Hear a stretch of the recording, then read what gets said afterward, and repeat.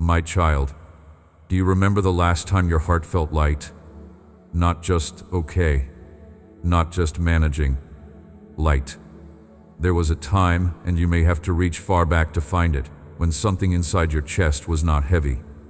A time when laughter did not have to push past a weight to reach the surface. A time when a quiet moment was simply quiet, not a space where old pain rushed in to fill the silence. That lightness was not an accident. It was not naive happiness that existed only because you had not yet learned how hard life could be. That lightness existed because something inside you had not yet been wounded in the way it has been wounded since. Something was still whole that has since been broken. Something was still open that has since learned to close. I am not telling you this to make you grieve for what you have lost. I am telling you this because I want to take you back to that lightness. Not by erasing what happened.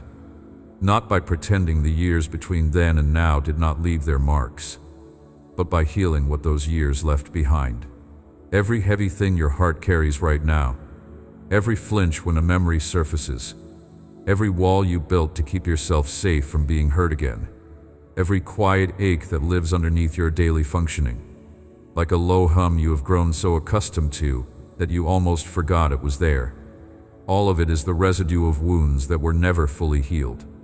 And I have come to heal them, not with a formula, not with a program, not with instructions for how to manage the pain more efficiently, with something far older and far more tender than any of those things. With my love reaching into the specific place where the wound still lives, the place that still catches you off guard when a word lands wrong or a quiet moment becomes too quiet. You have been carrying something that was never meant to be carried alone. And the fact that you have carried it with the measure of dignity you have, the fact that you have continued to function, to show up for the people and the responsibilities that needed you, the fact that you have managed to keep going even when the interior weight was heavy enough to stop a less resilient person in their tracks, that endurance deserves acknowledgement before anything else is said. You have done something remarkable simply by continuing, and the continuation has not gone unnoticed by me. But continuing is not the same as healing, and my hope for you is not merely that you would continue indefinitely under the weight of what you carry. My hope is that you would lay it down, not all at once, because that is not how this works, but piece by piece, layer by layer, in the slow and trustworthy way that deep healing happens when love is present and patient and unhurried, not rushing past what needs attention to reach the next thing. I take all the time this requires. I am here with you in this. Your heart needs healing.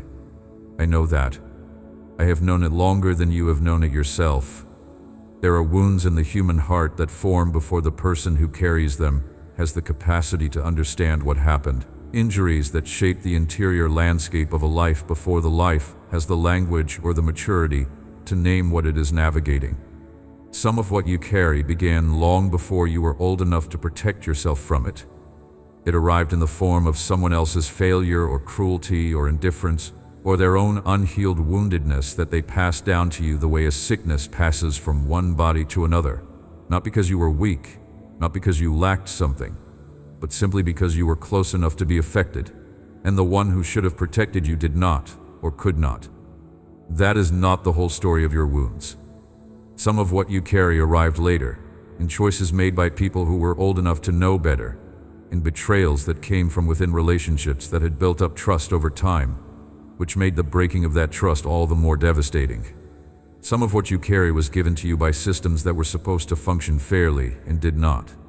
Some of it arrived through the ordinary griefs of being alive, through loss and disappointment and the gap between what was hoped for and what actually came, the particular ache of unmet expectation and deferred longing. And all of it, regardless of how it arrived, regardless of whether there was a clear perpetrator or simply a set of painful circumstances, all of it has left a mark on the interior of you. The wound does not care about its origin story. It simply is what it is, a place of tenderness in you that has not yet received the healing it needs. I am the doctor of the broken heart. That is not a metaphor I use casually. It is the truest description of what I do, of what I have always done. of what I am doing right now in this very moment as your heart opens, even a little, to the possibility that healing is real and available, and specifically meant for you. Every wound you carry is known to me in its full complexity, in the way it formed and the way it has shaped you, and the way it interacts with everything else you carry. I am not approaching your healing with a generic treatment. I am coming to you with the precision of someone who has studied your particular wound, who understands its specific depth and its particular quality of pain, and who knows exactly what it needs in order to genuinely close rather than simply be managed. There is a particular kind of courage required to allow healing rather than simply management. The managed wound is at least predictable. You know its contours. You know what triggers it and what soothes it and how to organize your life to minimize its interference. The managed wound has become, in a strange way, familiar, even comfortable in the way that long-held limitations become comfortable, because at least you know what you are dealing with. The idea of genuine healing, of the wound actually changing, of the interior landscape actually shifting, carries its own uncertainty. What will you be without the wound that has shaped so much of how you navigate the world? Who will you be? How will you relate? The questions are real, and the hesitation they create is understandable. But the person you will be when the healing is more complete is not a stranger. It is the version of you that has always existed underneath the protective arrangements that the wound required. The real you, the one before the layering of self-protection and the learned smallness and the careful management, is not gone. It has been waiting. And the invitation of healing is not the creation of something unfamiliar. It is the uncovering of something that has always been there, waiting to be given back to you. That person is trustworthy. That person is someone I have known and loved since before the wounds arrived. And meeting that person again through the healing process will feel less like becoming someone new and more like coming home. Let me tell you what I saw from the beginning. Long before you understood what was happening to you, long before you had language for the grief that was taking root in your heart, my eyes were upon you. Not as a passive observer watching from a comfortable distance with nothing at stake. Not as someone who saw and felt helpless, or saw and chose not to intervene, or saw and made a calculation that your pain was acceptable collateral in some larger arrangement. My presence surrounded you with a love so fierce that it ached, in the same way that a parent watching their child suffer aches, unable to take the suffering entirely away, but refusing to look away, refusing to leave, staying close and holding what cannot be removed, and whispering into the pain that the pain is not the end. Every moment of your wound is held in my memory with perfect clarity. The specific texture of each one, the exact weight of it, the precise way it altered your understanding of yourself and your understanding of what love looks and feels like, what can be expected of it, what its limits are. I remember the moment it happened. I remember what you were thinking when it happened, the confusion that preceded the understanding of what you had just experienced, the reorientation your whole interior world had to undergo to accommodate this new and unwelcome reality. I remember what you did with the pain in the hours and days that followed, how you absorbed it, where you put it, what you told yourself in order to keep going. None of it is vague to me. None of it is ancient history that I have only a general awareness of. Every detail of your suffering is as present to me as if it were happening in this moment, because love does not let important things fade into abstraction. Love keeps precise and attentive records. And the record of your pain is written on my heart in a way that means every healing touch I bring to you is informed by complete knowledge of what you went through, not partial knowledge, not the knowledge of someone who heard about it secondhand, the full, unabridged, nothing missing knowledge of the one who was there for every moment of it. I walked beside you through it all. I did not abandon you to the wound. I could not. That is not in my nature. When the person who should have stayed walked away, I stayed. When the relationship that was supposed to be safe turned out to be the source of danger, I stood between you and the worst of it in ways you were not always aware of, bearing what I could bear in order to reduce what was placed on you. Though I know you did not always experience the suffering as reduced, and I know there were moments when you wondered where I was and whether I had gone too. The wondering is understandable. The pain was real, And the answer to the wondering is this: I was there. I am here. I will always be here. Not as a promise that nothing difficult will ever come, but as the one who is present in the difficulty in a way that nothing, not even the most severe wound, can sever. Betrayal can be healed. This is one of the most important things I will say to you, and I want to say it in a way that you can actually receive rather than simply hear. Betrayal is one of the most disorienting of all human wounds because it comes from within relationship. It requires trust in order to inflict its particular kind of damage. You cannot be betrayed by someone you never trusted, which means the betrayal you experienced is, in a terrible paradox, a measure of how much you gave, the trust you extended, the vulnerability you allowed, the access to your heart that you granted to this person. All of that speaks well of you. It shows that you are capable of genuine openness, of real connection, of the kind of love that takes risks. The problem was not that you loved and trusted. The problem was that the person in whom you placed that trust was not able to be what they needed to be for you in that moment. That failure belongs to them. I want to be very clear about that. The betrayal is not evidence of a flaw in you that made you easy to betray. It is not a sign that you misread the situation so badly that you should never trust your own judgment about people again. It is evidence of human limitation and human failure, which is something that every person in your life carries within them, because every person is in some way in process, in some way still becoming, in some way capable of failing to be what they should be in a specific moment or over a specific season. The betrayal does not define you. It defines a choice that someone else made, in their limitation, at your expense. But I know that knowing this intellectually and feeling it are two completely different experiences. The mind can accept the truth of what I just said long before the heart does.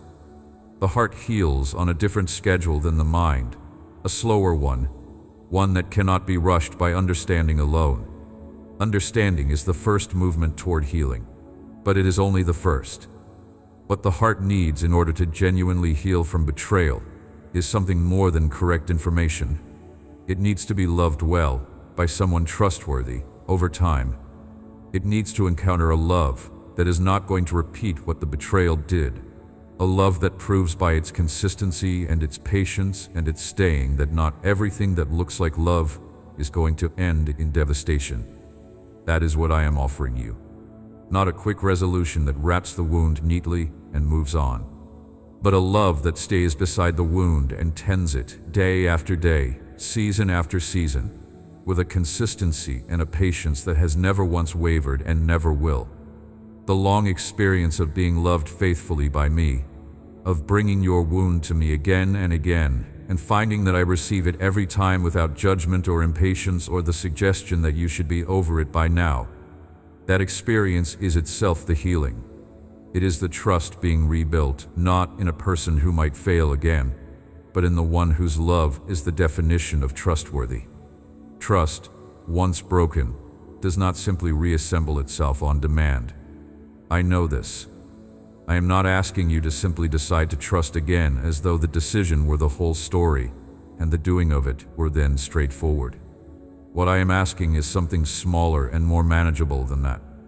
I am asking you to practice trusting me with the wound itself, to bring the specific injury to me rather than guarding it on your own, to let me see all of it, the parts you are ashamed of as well as the parts that are clearly not your fault, the way the wound made you behave and the ways it still influences you today.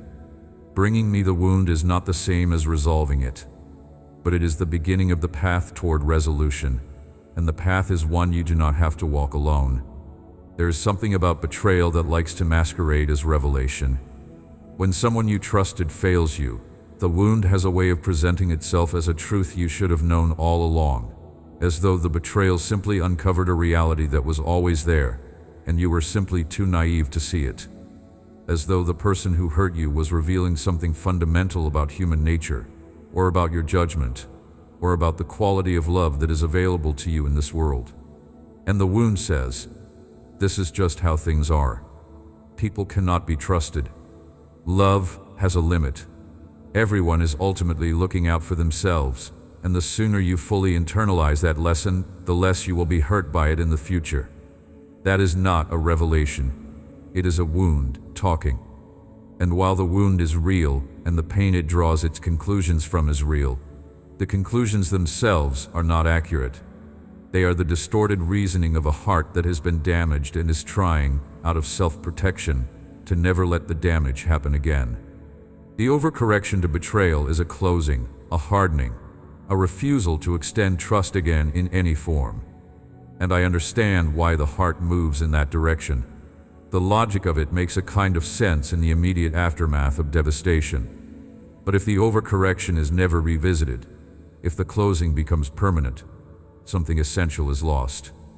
The capacity for genuine relationship requires some degree of openness. The experience of being truly loved requires the willingness to be truly reached, and both of those things require a measure of trust that the healed wound is not able to give, but the healing wound can slowly, carefully begin to offer again, in the right context, at the right pace, under the guidance of wisdom rather than the dictation of fear. I am not asking you to trust blindly. Wisdom about the reality of human limitation is not the same as cynicism about the impossibility of genuine love. There is a middle place, a place that acknowledges that people can fail and that some situations call for caution, while also remaining open to the reality that some loves are trustworthy, that some relationships are safe, that the capacity for genuine loyalty and faithfulness is real, even if it is not universal. The path through the betrayal wound is not back to the unguarded innocence that was wounded before the harm came. It is forward to a wiser, more grounded openness that has learned from what happened without being permanently defined by it. What I build in you through the healing process is exactly that kind of wisdom. Not the suspicious guardedness that has no room for genuine connection, but the discernment that has been informed by experience, that can read situations with more depth and clarity than before the wound, that can recognize the signs of trustworthiness because it has also learned the signs of the opposite. The betrayal, worked all the way through healing and into wisdom, becomes one of the most useful things you have ever been given, even though the giving of it was a violation. That is not me excusing what happened. That is me showing you what I can make of what happened. Abandonment can be transformed. There is a particular grief that belongs to those who were left, a specific shape to the interior wound that forms when someone who was central to your world made the choice to go. And the word choice is important there, because part of what makes abandonment so devastating is that it was not an accident. It was a decision. Someone weighed their options, or surrendered to an impulse, or gradually drifted away over time in a series of small decisions that accumulated into a departure. And on the other side of that process was you, standing in the space where their presence had been, reorganizing everything around a new and unwanted absence. The reorganizing you did was a form of survival. It required strength you may not have fully credited yourself for in the moment. Because continuing when someone central has gone requires you to revise almost everything. Your daily routines that were built around their presence, your future plans that assumed they would be in them. Your understanding of yourself as someone who mattered enough to that particular person to be chosen. That last revision, the one about your worth and your choosability, is the hardest and the one that tends to linger longest. Because the leaving can feel like a verdict, even when it is not one. It is not one. I need you to hear that as directly as I can say it. The choice another person made to leave, for whatever reason, in whatever circumstances, does not constitute a ruling on your worth. Their departure was about them, about their capacity or incapacity, their fear or their failure or their own wound that made staying impossible for them in that moment, not about an objective assessment of your value. The jury of one that you allowed to pronounce judgment on your worth when they left was not a legitimate court. The verdict they seemed to render was not binding, but I understand that knowing this and feeling this are not the same experience. The felt sense of abandonment, the visceral knowledge that someone chose to go rather than to stay, tends to leave a particular residue in the body, a bracing, a guarding, a way of holding yourself in relationship that says, I will not let anyone close enough to do this again. I will keep enough distance that if they leave, it will not hollow me out the way the last leaving did. And that self-protective posture makes complete sense, given what you have lived through. It was born from wisdom, or what felt like wisdom in the wake of the pain. But over time, it becomes its own kind of wound, because the same distance that protects you from being hurt, again, also protects you from being fully loved, fully known, fully held. The transformation I am speaking of for abandonment is not a simple thing. It is not a matter of telling yourself the right thoughts until the fear of being left again disappears. It is the slower, more profound work of learning, through repeated experience, that some loves do not leave. And the primary evidence of that truth is me. My commitment to you has outlasted every human departure. Every time someone left your life, I was there in the leaving, not rejoicing in it, not engineering it, but present in its aftermath, in the raw space of the loss, refusing to add my own departure to the devastation of theirs. Every morning you have woken up and I have been there. Every night when the loss felt freshest and the absence of the one who left was most present, I was there. In every season of trying to rebuild, and in every season of wondering if rebuilding was even possible, my hand has been on your shoulder. My love has been at the exact frequency your heart needed to hear, even when you could not quite tune into it. The practice of abandonment healing is the slow discovery of this constancy. It is the accumulation of evidence that tells your heart a different story than the one the leaving told. And that evidence is building quietly every day that you bring your heart back to me and find me exactly where I have always been. The transformation does not erase the scar of what you lost. Some losses leave a permanent imprint, and the person or the relationship or the version of your future that left with the one who abandoned you may not be fully restored in this life, but the meaning of the loss can be transformed. The story that the loss tells about your worth and your future and your capacity for love can be revised, not by pretending it did not happen, but by allowing me to write a deeper narrative over it, one that acknowledges the reality of the wound while insisting that the wound is not the whole story, that something is being built in and through and despite what was lost. Rejection does not have the last word. Sit with that for a moment. Really sit with it. Because rejection is one of the most tenacious lies. It whispers its verdict in a voice that sounds authoritative, that sounds final, that sounds like it comes from someone who has the right to pronounce such things, but it does not. The rejection you experienced, whether it came from a person who chose someone else over you, from a community that closed its doors to you, from a family that was supposed to embrace you and found reasons not to, from a world that did not make room for the particular person you are, none of those rejections have the authority to define you. None of them constitute the truth about who you are or what you are worth or what kind of future is available to you. The wound of rejection strikes at something uniquely vulnerable in the human heart. The longing to be wanted, to be chosen, to be the one that someone's eyes light up when they see. That longing is not vanity or neediness or weakness. It is the natural expression of how I designed you. You were made for belonging. The desire to be genuinely accepted and genuinely chosen is built into the core of your being because it reflects something about how I created relationship. The rejection that frustrated that desire struck at something deeply real, something that was designed to receive love, and the pain of it is proportional to the depth of the need it frustrated. But here is the truth that rejection has been working to bury. You have already been chosen, before any of the people who would later reject you had the opportunity to form their opinion, before you had done anything to earn approval or to deserve dismissal. I chose you. I called you by name. I gave you a specific and irreplaceable place in the story I am writing through all of history. And the choosing was not provisional. It was not on the condition that you perform well enough or remain consistent enough or manage to stay within certain acceptable boundaries of behavior or appearance or personality. It was a full and unconditional choosing, made with complete knowledge of everything you would ever be, everything you would ever struggle with, every version of yourself you would ever present to the world, and every version you would carefully keep hidden. That choosing is the deepest fact about you, not the rejection that tried to negate it, not the moments when you did not feel chosen, when the evidence in your immediate environment seemed to point toward your exclusion rather than your belonging.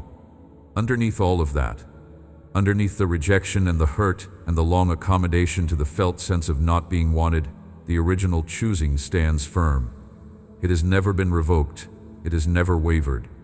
And it is, right now, being actively reinforced by every word of this message, by every moment of my pursuit of you, by the very fact that you are here receiving these words and finding something in them that resonates with the true part of you, the part that is always known, even through all the rejection, that there is more to your story than what the rejection has said.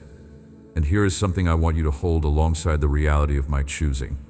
The people who rejected you were not the final arbiters of your worth. They were limited people, seeing through their own filters, shaped by their own wounds and preferences and blind spots, making assessments based on incomplete information, and those assessments were never authoritative. The community that turned you away was looking for something specific and could not see past their own narrow definition. The person who chose someone else was making a decision from their own needs and inclinations, not from a complete knowledge of your value. The family member who withheld acceptance was operating out of their own history of being withheld from, passing on a deficit they themselves carried rather than evaluating you with any clarity. None of these people had access to what I have access to when I look at you. They saw a surface, a presentation, a set of circumstances. They made their determination based on a partial picture. But I see all the way through to the center of you, to the place that was made in my image, to the quality of soul that exists in you independently of how you have been shaped by circumstances, to the capacity for love and courage and depth that is in you even when the wounds have obscured it. And what I see, looking all the way in, is someone entirely worth choosing. Not despite the wounds, not despite the history. Looking at all of it, including all of it in my evaluation, and still saying with complete conviction, this one is worth everything. Bring your pain into my presence, all of it. Not just the pain that seems spiritual enough to bring, not just the grief that you think I will approve of, not just the wounds that are clearly not your fault and therefore feel safe to present. Bring the complicated pain too, the anger that makes you uncomfortable with yourself, the resentment that you are not sure is justified, the bitterness that has grown around the edges of old wounds because no healing ever came and something had to fill the space. Bring the grief that is calcified into something harder, the hope that is learned to stay small so it cannot be crushed again, the love that has nowhere to go because the person it was for is no longer there to receive it. Bring the shame too, the particular wound of feeling that if people could see all of you, truly all of you, the unmanaged and unperforming self underneath all the careful arrangements, they would withdraw the warmth they currently extend. Bring the fear of being known fully, which is paradoxically accompanied by the desperate longing to be known fully, the tension of wanting to be seen in your actual self, while being terrified of what that visibility might cost you. Bring the confusion of not even being sure anymore which parts of you are authentically you, and which parts are adaptations to wounds, strategies developed over time to navigate a world that felt unsafe, a version of yourself that was built for survival rather than flourishing. When you bring all of that to me, something happens. It is not always dramatic. It rarely announces itself with fanfare, but it is real, and it is happening. Think of what happens when rain falls on ground that has been dry for a long season. The first drops do not seem to do much. The surface is hard, compacted by the long absence of water, and the initial drops tend to run along the top, seeking the lowest points, looking for a way in, rather than immediately soaking through. But if the rain continues, if it is gentle and persistent, rather than sudden and violent, the surface gradually softens. The hard-packed earth begins to yield. The cracks that drought created, which looked like damage, turn out to be the very channels through which water will enter and reach the roots. Your wounds are like that. The cracks in you, the places where the hardness of repeated pain has broken the surface, are not only evidence of what you have suffered, they are also the pathways through which healing can enter, if healing is allowed to be gentle and persistent. rather than demand it to be immediate and complete. My love does not force its way in, but it does not give up either. It falls on the hard surface of your guardedness with patient consistency, finding the cracks, seeping in through the broken places, reaching the roots that have been waiting longer than they knew for exactly this. The transformation I do with your pain when you bring it to me is not erasure. I do not simply remove the pain and replace it with something easier, as though the wound never happened and all the history it created simply ceased to be. What I do is more complex and ultimately more beautiful than that. I take the raw material of your suffering, the specific texture of what you went through, the particular weight and shape of your grief, and I work it the way someone who deeply understands a material works with something precious, carefully, attentively, with full awareness of what it has cost and of what it is capable of becoming. The pain you have carried is not wasted in my hands. It is worked, and the working of it, over time, produces something that could not have been produced any other way. Let me tell you something about how water works in the natural world, because I designed it to show you something about how love works in the interior world. When water encounters a stone that has been dry for years, sealed up, impermeable, the water does not force its way in. It gathers in the hollows. It finds the microscopic crevices. It works slowly, patiently, over time, into the structure of the stone. And what the water does in those hidden places, in the slow and unseen work of seeping through what seemed impenetrable, is gradually loosen what was rigid, not breaking the stone, changing it. The stone that has received the water is different from the stone that resisted it. The water that reaches the interior does not destroy the stone's integrity. It makes the stone capable of supporting life. That is what my love does in you when you bring your pain to me and hold it in my presence long enough for the love to do its work. Not breaking you, not flooding you with more than you can manage, but seeping slowly into the sealed places, the defended places, the places that have been closed so long they have forgotten what it feels like to be reached. And in those places, as my love finds its way through the crevices of your guardedness, something loosens. Something that was rigid begins to yield. Something that has been impermeable to grace begins to absorb it. And the living that grows from that process is a different quality of living, rooted not in the absence of pain, but in the presence of love that has reached all the way through the pain. Your past scars will be beautiful in my hands. A scar is the body's record of survival. It is the healed evidence of a wound that once was open and now is closed. And scars, when they have had the chance to properly heal, are often stronger than the original tissue. The place that was wounded and healed is not weakened by the history of the wound. It is, in many cases, reinforced by it. This is true in the body, and it is true in the soul. The places in you that have been most deeply wounded, the places where betrayal or abandonment or rejection did their most thorough work, those are the places that, once healed, carry the most remarkable testimony. Not testimony in the sense of having a neat story with a clean resolution and a comfortable ending. Testimony in the sense of a truth that has been tested, in the sense of saying, I know what this kind of pain is. I have lived inside it. I know what it is to be in the drought and not know when the rain will come. And I can tell you that rain does come, because it came for me, and the roots that I thought had died in the waiting were not dead. They were only waiting, and when the water reached them, there was life there that the drought could not extinguish. That kind of testimony has a weight and a credibility that no academic understanding of suffering can replicate.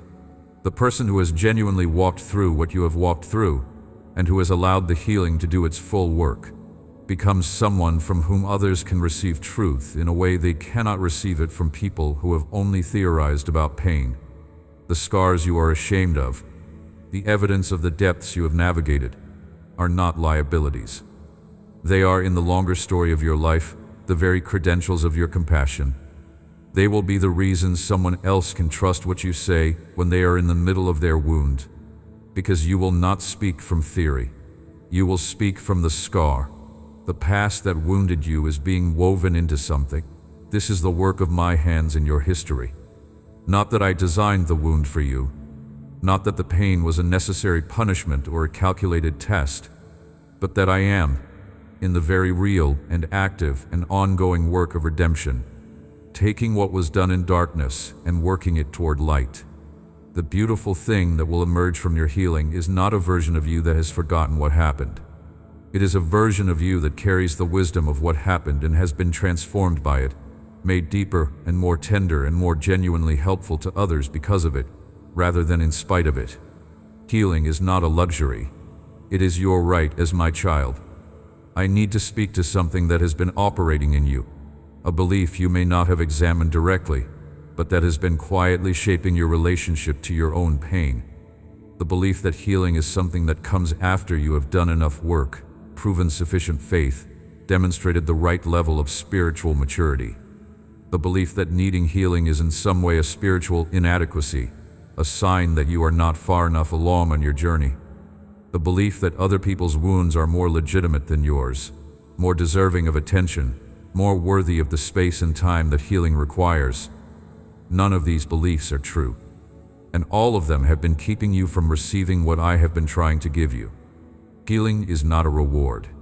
It is not given to the people who have suffered the right amount or in the right way, or who have responded to their suffering with the right spiritual posture. It is not withheld from the people who are angry or confused or who have made mistakes in the wake of their pain. It is not earned. It is given. It is given because you are mine, because you are my child, because the love I have for you does not require you to present yourself in a particular condition before I am willing to treat you. A good doctor does not demand that the patient first prove they deserve treatment. The patient comes with the wound, and the doctor brings the healing. That is the entire arrangement, and that is what is available to you right now. The voice that tells you your need is too much, that you should be stronger than this by now, that the ongoing tenderness of your heart is an embarrassment rather than a legitimate response to real suffering. That voice does not come from me. It comes from the accumulated weight of a world that is often impatient with slow healing and uncomfortable with expressed pain. It may come from people in your past who communicated, directly or indirectly, that your emotions were an inconvenience or a liability. It may come from a version of faith that confused strength with suppression, that treated the outward appearance of being okay as more important than the inner reality of needing care. But it does not come from me. So I am inviting you, directly and without qualification, to stop deferring your healing. Stop treating your interior wound as something to be addressed later, when things are more settled, when you have more time, when the pressing demands of life have quieted enough to create space for this. That space will not create itself, and the longer the healing is deferred, the more thoroughly the wound shapes everything else, the more completely the unhealed pain seeps into your relationships and your decisions and your capacity for joy. The deferral has costs, real ones. And the healing that is available to you right now, in this present moment of drawing near to me, is too important to keep putting off. Come to me with this. Come with everything. Let me be what I have always been. The place where broken things are brought and the healing begins. Interior healing begins now, not as a declaration of completion, not as a proclamation that everything is instantly resolved, but as a statement about a process that is actively underway. The beginning of a thing is real even when the middle is still ahead and the end is not yet visible. And what I am telling you is that the beginning is happening in you right now, in this moment, as you receive these words and let them reach the places in you that have been waiting.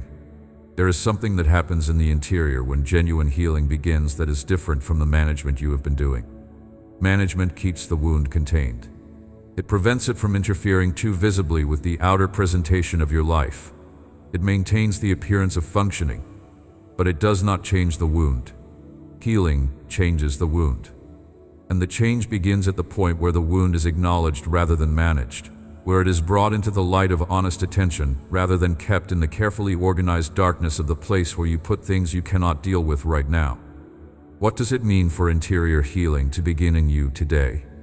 It means something is shifting in the orientation of your heart. A turning, small but real, from the management of pain toward the receiving of love in the place of pain.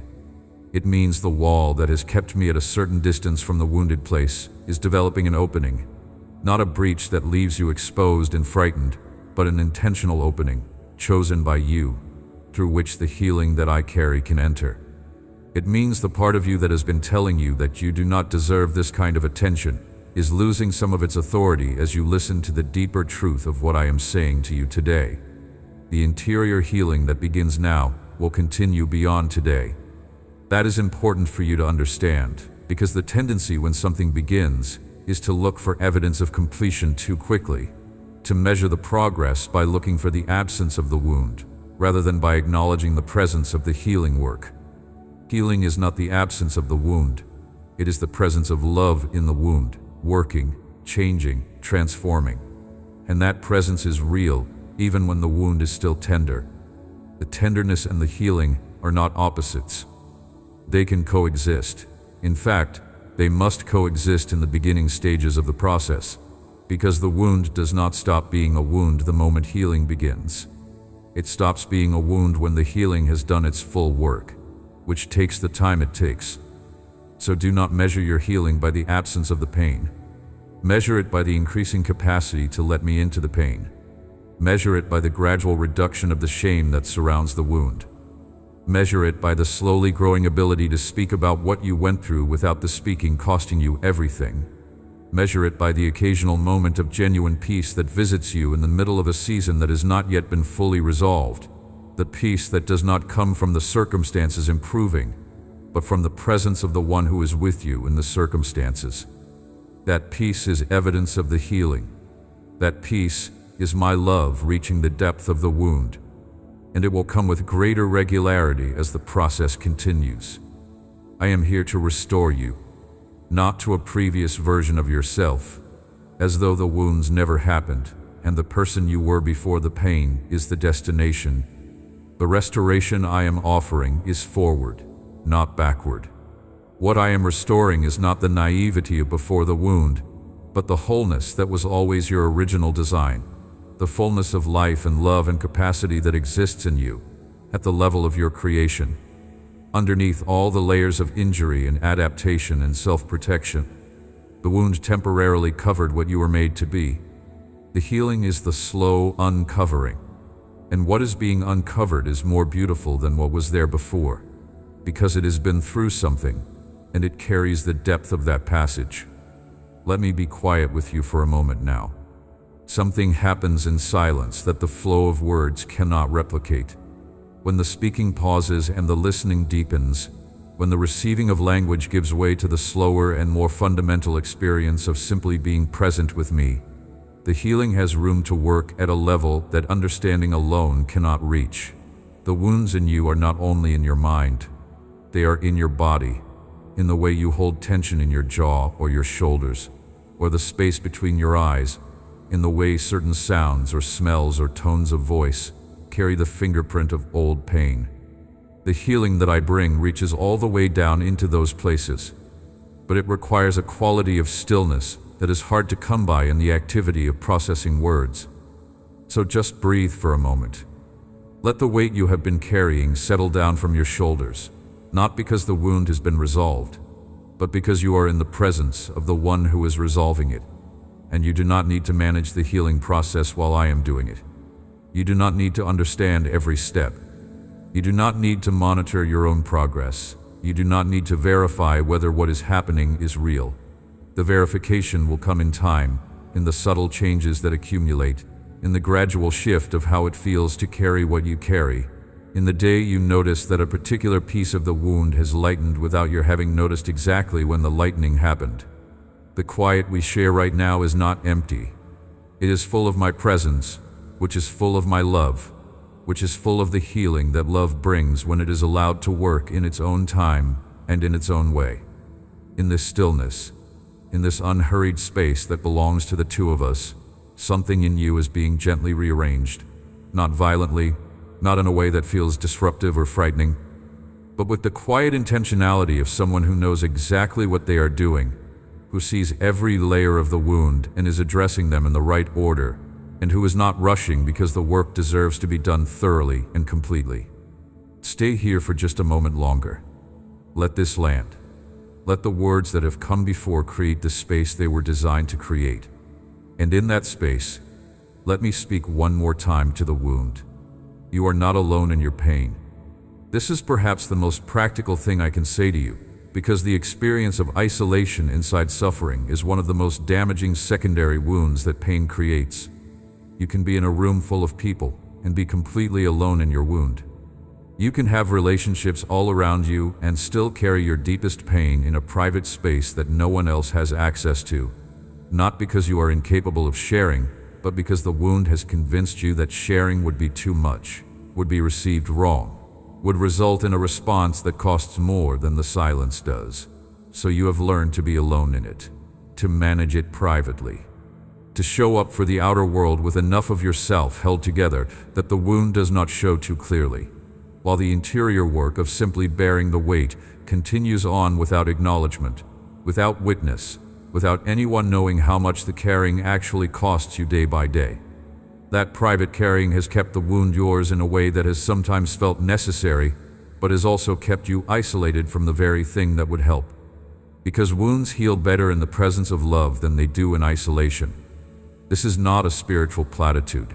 It is a simple truth about how the human interior was designed. You were not made to heal alone.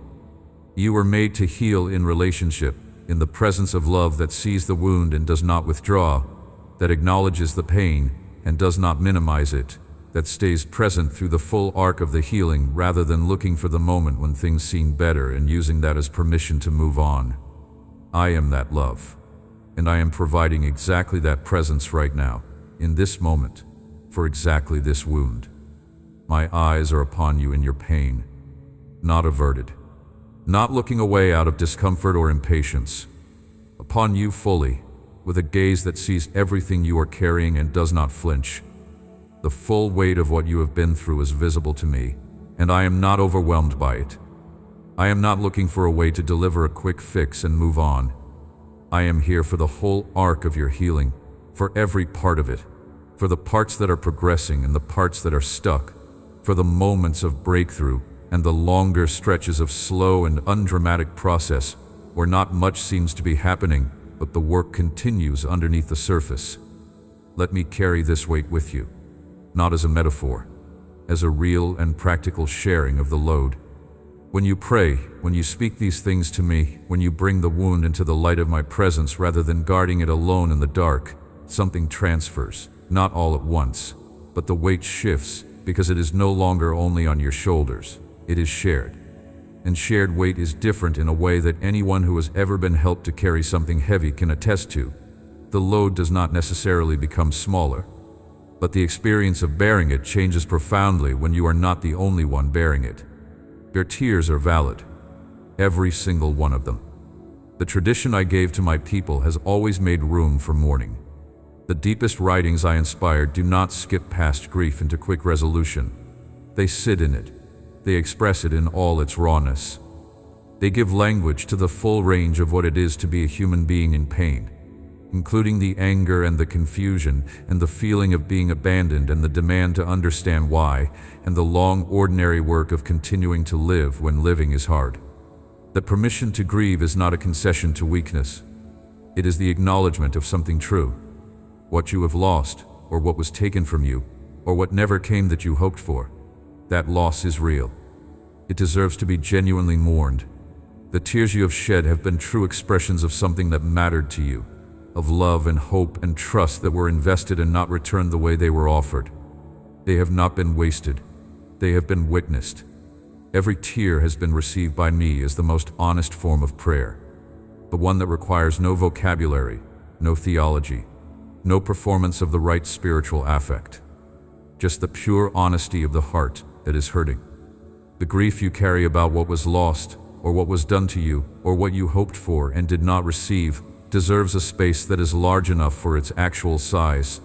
One of the things that has complicated your healing is that the people around you and the culture around them do not always know how to hold space for grief that does not resolve quickly. There is pressure, sometimes spoken and sometimes unspoken, to be processing better, moving faster, arriving somewhere more manageable. The grief that goes on longer than expected makes other people uncomfortable, and their discomfort tends to communicate itself to the grieving person. as a signal that the ongoing grief is a problem, a failure, evidence of being stuck, rather than evidence of the genuine depth of what was lost. But I do not have that discomfort. The grief that goes on for a long time, the mourning that has not been able to complete itself because it was never fully witnessed, or because new layers kept being added before the old ones healed, the tears that have accumulated over months and years into something that feels like it might be bottomless. All of that has a home in my presence. There is no duration of grief that exhausts my patience. There is no depth of mourning that makes me look for the exit. The space I hold for your grieving is exactly as large as your grief is, and it will continue to be so for as long as the grieving needs to continue. But alongside the validation of your grief, I want to speak of what is coming on the other side of it. Not to rush you there, not to skip past the mourning before it has done its complete work, but to give you a horizon, a direction toward which the healing is moving, a sense of what is being grown in the ground of your grief that you will one day discover when you are not expecting it. The dancing is real. I want to be specific about what I mean by that. The image of mourning being transformed into dancing is not an image of grief being replaced by forced cheerfulness, of a spiritual bypass that avoids the full depth of the pain by jumping straight to a performance of joy. The dancing I am pointing toward is the expression of a heart that has actually been through something and has come out the other side of it genuinely freed. Not freed by forgetting, not freed by suppression or by the decision to be positive.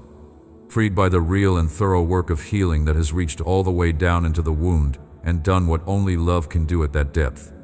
There are people who have been through everything that you have been through, sometimes worse, and have come to a place of joy that is not fragile, not forced, not dependent on their circumstances remaining favorable.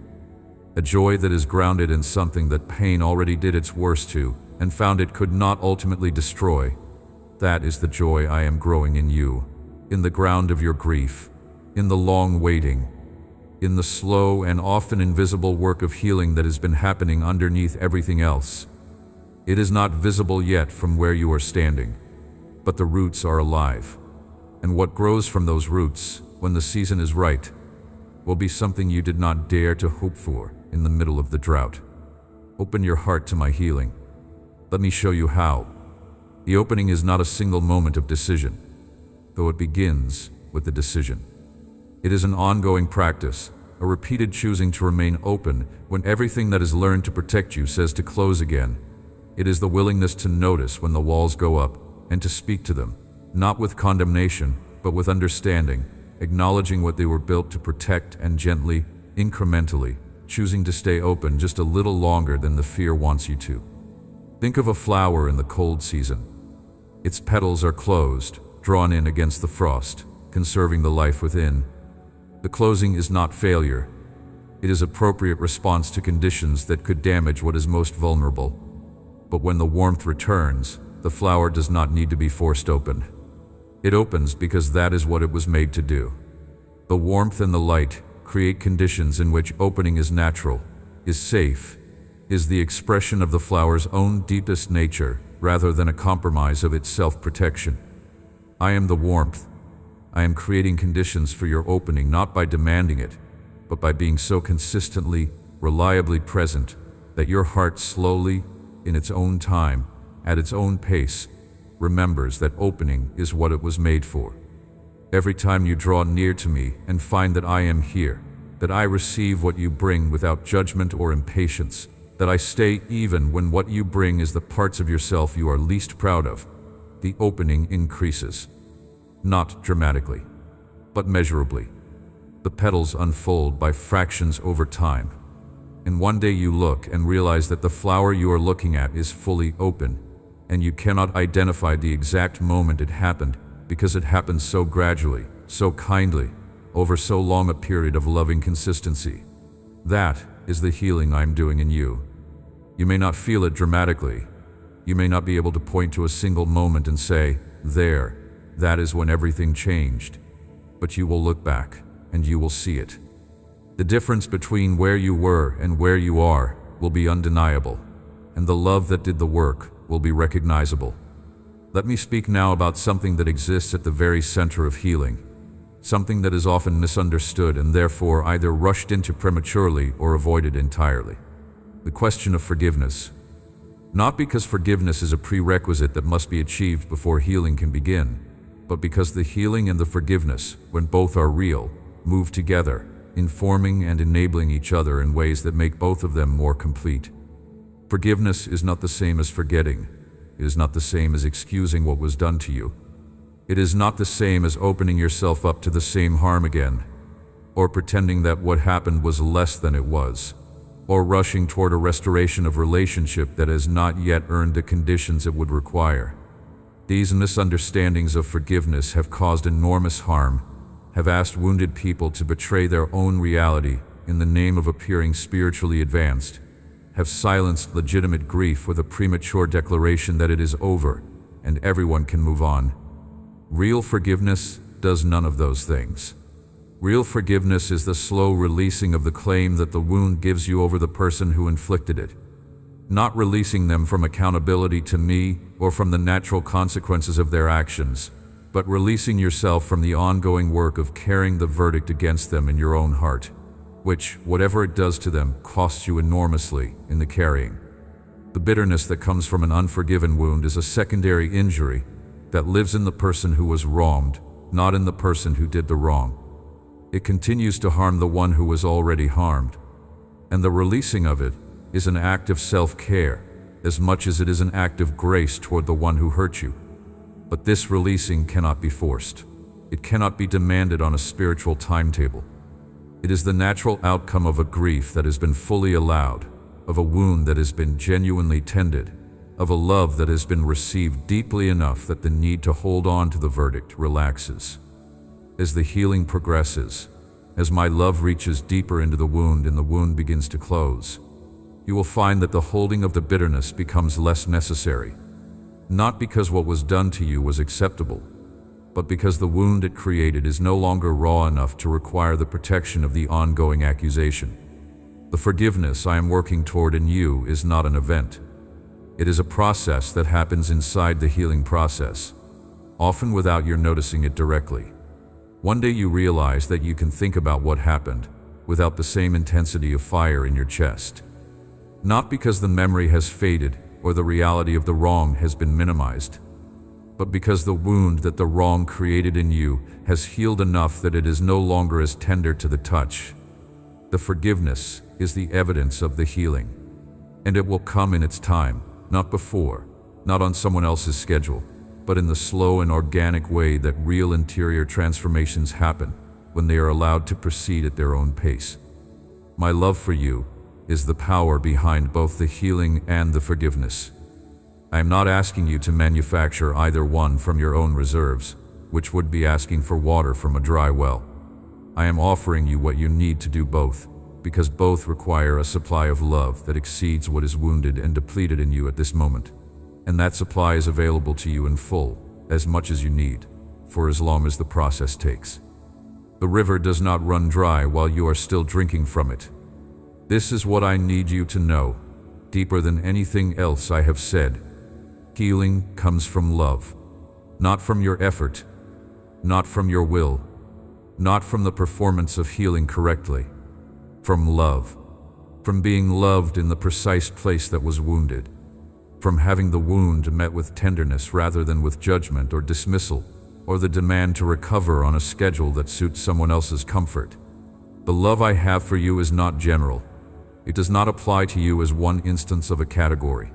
It is particular to your name, fitted to the exact shape of your wound, calibrated to the specific depth of your need. When I bring healing to you, I am not running a program. I am coming to you, and the coming is the healing. The love itself, genuinely received, is the medicine. You are deeply, specifically, irrevocably loved. Not in the thin way that phrase can be said and quickly forgotten. Not in the way that sounds good, but has never actually reached the place in you that most needed to hear it. In the way that the source of all love loves, with the full weight of a commitment that existed before you were born, and will outlast everything that time and circumstances and human failure have thrown at it. This love is what is healing you. This love is what is reaching into the wound right now. and this love is not going anywhere. Let that truth go where it needs to go in you. Do not rush past it into the next thought. Do not allow the skeptical part of you to immediately respond with a list of reasons why you do not quite believe it, or why it has not felt true in your experience. Just hold it for a moment the way you would hold something fragile and precious that has been handed to you unexpectedly. You are loved, not theoretically, not at a general spiritual level, specifically. Your name, your face, your history, your wound, your particular way of hurting, and your particular way of hoping, all of it is held in a love that is personal and present and entirely unfailing. That love is the ground under your healing, and it will not give way. Rest in that, my child. The striving is over for this moment. The trying to figure it all out, the managing of the wound, the performance of being further along than you actually are, the endless calculation of how much to show and how much to hide, all of that can rest. In this space, with me, you do not need to manage anything. You do not need to present a healed version of yourself. You only need to be here, in this tenderness, in this presence that has been waiting for you to come close enough to feel it fully. Do you know what it looks like when a person is truly resting? Not sleeping, not escaping, not distracting themselves from what is real. Truly resting. There is a quality of deep rest that is different from all of those things, that comes not from the absence of difficulty, but from the presence of a foundation that is reliable enough to stop bracing against. A child at rest in a parent's arms is not at rest because the world outside has become safe or simple. The world outside is exactly as complex and as unpredictable as it was before. The child is at rest because the arms holding them are strong enough and trustworthy enough that the body can stop its vigilance. The muscles that have been held in readiness can release. The breathing that has been shallow can deepen, not because the threat is gone, but because the holding is secure. That is the rest I'm inviting you into. The rest that comes from allowing the arms that have always been around you to be felt, to be trusted, to become the ground under your feet, rather than just a theological position you hold about my relationship with you. The difference between knowing that I hold you and actually resting in the holding is the difference between a map of a beautiful place and standing in it. The map has its value, but standing in it is different. And that is what I am offering you in this moment, the actual experience, not just the idea of being held. The healing is not ahead of you, like a destination you must still exhaust yourself reaching. It is happening now, in the receiving of love, in the laying down of shame, in the willingness to be exactly where you are, rather than pretending to be somewhere further along. In the moment you stop arguing with your own need and simply allow me to meet it. That is where the healing lives. Not in the achieving of some future state of being whole, but in the present, continuous, moment-by-moment experience of being loved completely in the place that most needs love. There will be days in the process ahead when the healing feels like it is going backwards, when something triggers the wound and it is suddenly fresh again, and the progress you thought you had made seems to have evaporated. Those days are not evidence that the healing is not real. They are evidence that the healing is thorough, that it is working through layers, that the wound has more depth than the surface you have already addressed. On those days, I want you to remember this. The regression is temporary. The direction is forward. The rain does not fall once, and then the drought resumes and nothing changes. The rain continues. The ground continues to soften. The roots continue to receive what they have been thirsting for. The process is not undone by a hard day.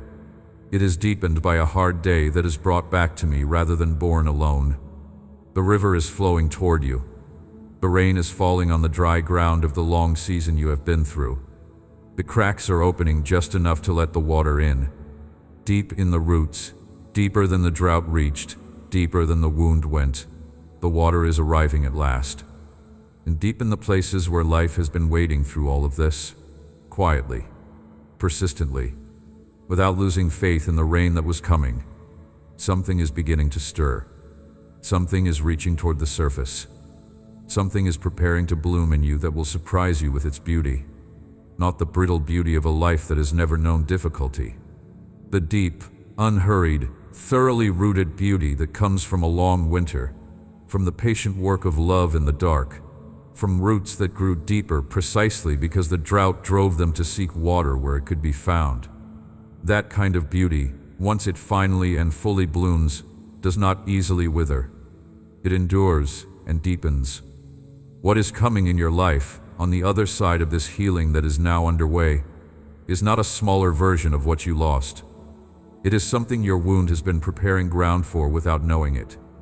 The depth that the pain created in you, the capacity for compassion that suffering has developed, the wisdom about what really matters that loss has refined, the particular quality of gratitude that a person who has known drought has for water. All of those things are the gifts that the hard season is growing in the ground of your life. They are not reasons to be glad for the wound, but they are reasons to know that the wound has not been entirely without fruit, and the fruit will be evident in the season ahead, in ways that will take your breath away. There are people who will cross your path who are in the middle of the same kind of wound you have been carrying.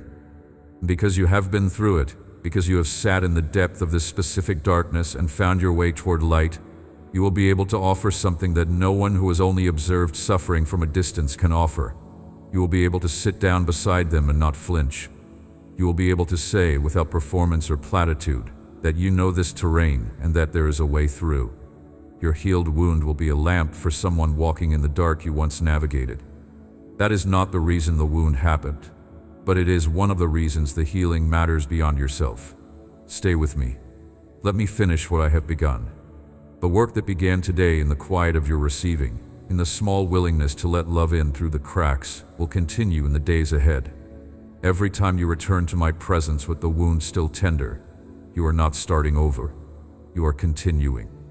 You are adding another layer of water to the dry ground, reaching the roots a little more deeply, allowing the healing to do its patient and thorough work. And every return brings the healing further along than it was before. Trust the process. Trust the love that is driving it. Trust that what I begin in a heart that genuinely opens to me, I am entirely faithful to complete. Amen. If this message reached a tender place in your heart, share it with someone who might be carrying a wound they have never had the words to name. Follow that knowing. Let what touched you flow outward to someone who needs it. Leave a comment below and tell me what part of this spoke most directly to your heart. Your words matter, and this community grows stronger every time someone speaks honestly about where they are in their healing journey. Subscribe to this channel if you have not yet done so that you do not miss the next message. Each one is prepared with care for someone at a specific point in their journey. You are not here by accident, and I am grateful you stayed.